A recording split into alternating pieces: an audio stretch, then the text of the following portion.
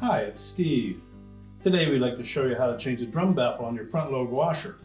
It's a really easy job. Let me show you how we do it. Now to do this repair, we simply need to open up the washer door and then we'll knock the old baffle from the drum and then we can simply slide the new one into position. Now if the old baffle is still intact, we simply need to knock that out of place.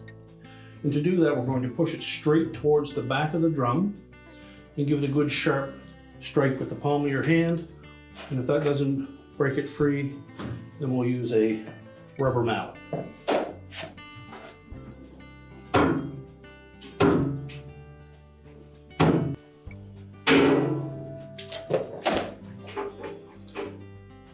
Once we drive that back a bit, it should break itself free.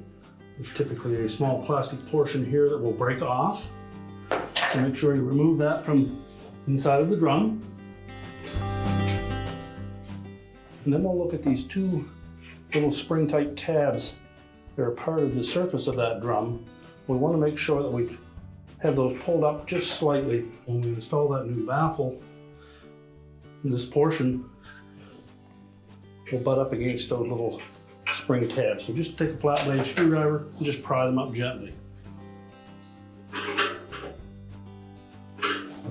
Now when we set that new baffle into place, these two pins will push down on those tabs.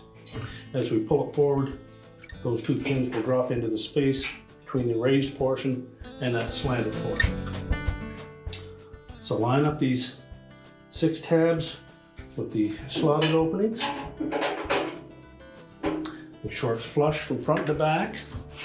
And then we'll give it a sharp pull forward.